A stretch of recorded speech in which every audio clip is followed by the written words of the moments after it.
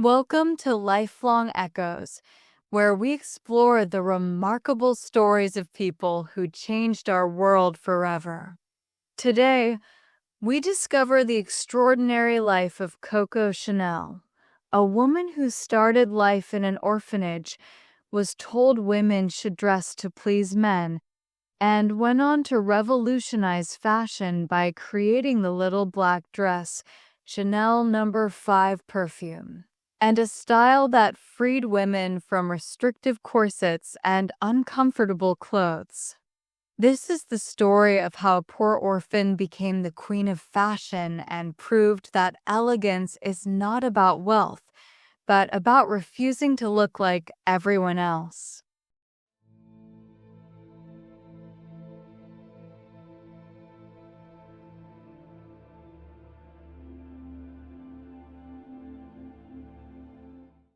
On August 19th, 1883, in a charity hospital in Saumur, France, a baby girl was born who would one day define elegance for the entire world. Her name was Gabrielle Bonheur Chanel, though the world would come to know her as Coco. But Gabrielle's beginning was not glamorous. It was marked by poverty, abandonment, and heartbreak. Gabrielle's mother, Jean, was an unmarried laundrywoman who worked in terrible conditions for almost no pay.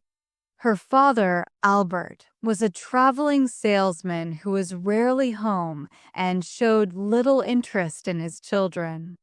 The family lived in desperate poverty, moving from one shabby room to another, never having enough money for proper food or clothing.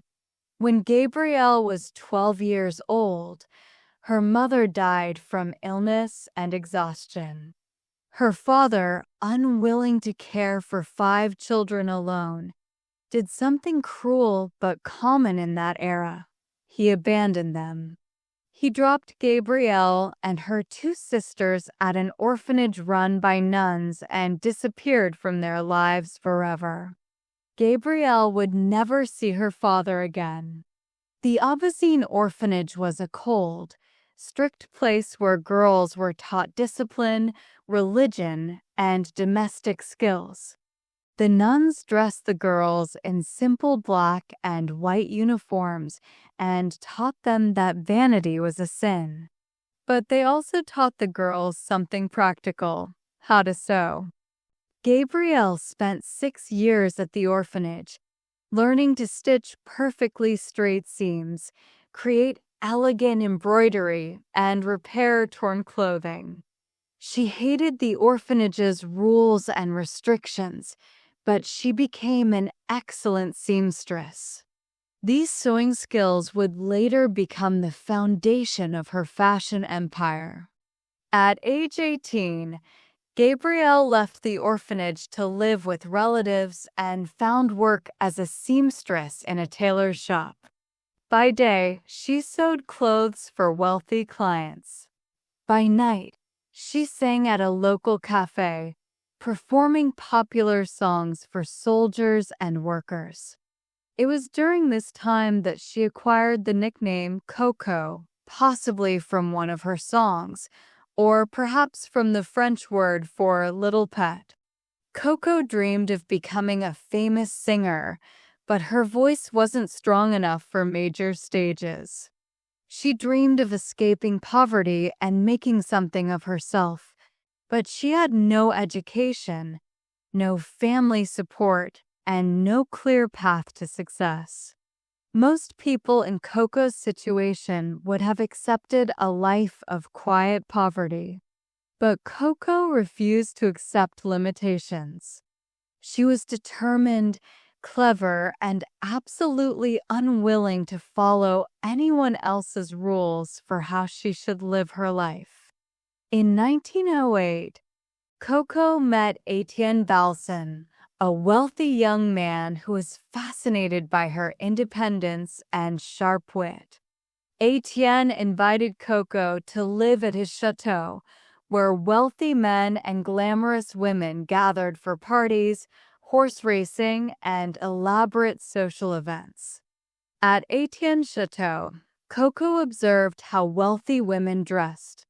They wore elaborate gowns with tight corsets that made it difficult to breathe, huge hats decorated with feathers and flowers, and layers of uncomfortable, restrictive clothing. These women could barely move in their fashionable outfits. They certainly couldn't ride horses, play sports, or do anything active. Coco thought this was ridiculous. She began wearing simpler clothes, men's riding jackets, plain shirts, and comfortable pants when riding horses. Other women were shocked by her masculine style, but they were also secretly envious. Coco looked comfortable and elegant while they suffered in their corsets and heavy gowns. At Etienne's parties, Coco met Arthur Boy Capel, a wealthy English businessman who became the love of her life. Boy was different from other wealthy men. He took Coco seriously, encouraged her ambitions, and saw her potential as a businesswoman. He believed that Coco could succeed in fashion, and more importantly, he was willing to invest in her dreams. In 1910, with Boy's financial support, Coco opened a small hat shop in Paris on Rue Cambon. While other milliners created elaborate hats decorated with feathers, flowers, ribbons, and even entire fake birds, Coco created simple, elegant hats that women could actually wear comfortably. Wealthy Parisian women, tired of wearing heavy, ridiculous hats, loved Coco's simple designs. Word spread quickly about this mysterious milliner who created hats that were both fashionable and wearable. Within 3 years, Coco's hat business was so successful that she opened boutiques in 2 fashionable resort towns. But Coco's personal life was about to face tragedy. In 1919, Boy Capel died in a car accident. Coco was devastated. She had lost the man who believed in her, supported her dreams, and truly loved her. Many people expected her to give up her business and retreat from public life. Instead, Coco threw herself into her work with even greater determination. She would build a fashion empire as a tribute to Boy's faith in her abilities. In the early 1920s, women's fashion was at a turning point. World War I had changed society dramatically. Women had worked in factories, driven ambulances, and managed businesses while men fought in the war. They had tasted independence and freedom, and they weren't willing to go back to being decorative ornaments in uncomfortable clothes. Coco understood this cultural shift instinctively. She began creating clothes that reflected how modern women wanted to live: active, independent, and free from restrictive clothing. Coco's revolutionary ideas shocked the fashion establishment.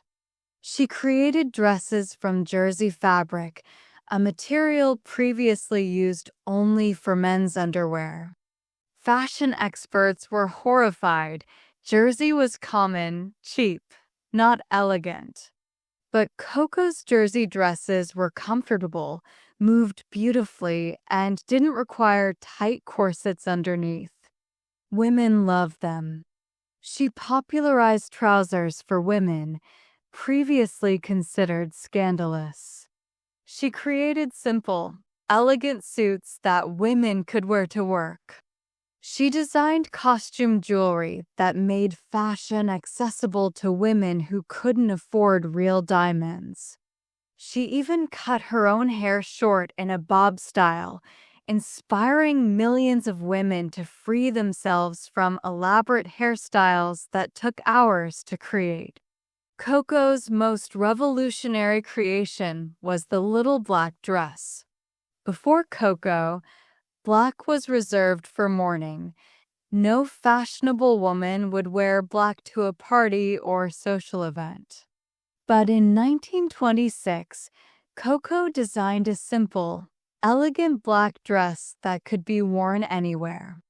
Vogue magazine called it Chanel's Ford, comparing it to Henry Ford's Model T car because it would become a standard that every woman would want. They were right.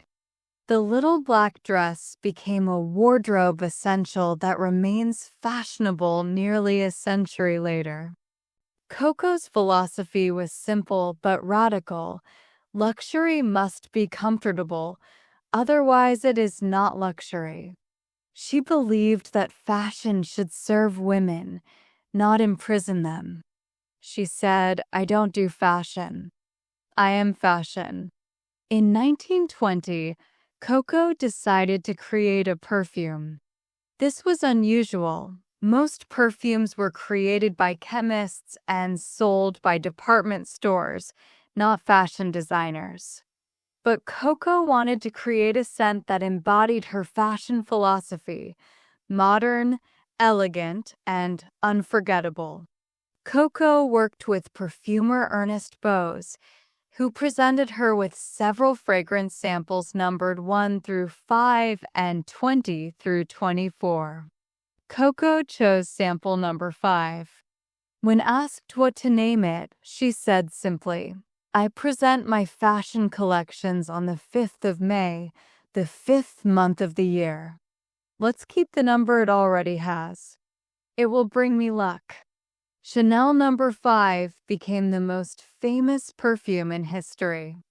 Unlike other perfumes that smelled like single flowers, rose, jasmine, or lavender, Chanel number 5 was complex, blending multiple scents into something entirely new and sophisticated. The bottle design was equally revolutionary: simple, geometric, and elegant rather than decorated with ribbons and flowers like other perfume bottles. Coco gave free bottles to her best customers, who wore it to parties and restaurants. Other women would ask, "What is that wonderful perfume you're wearing?"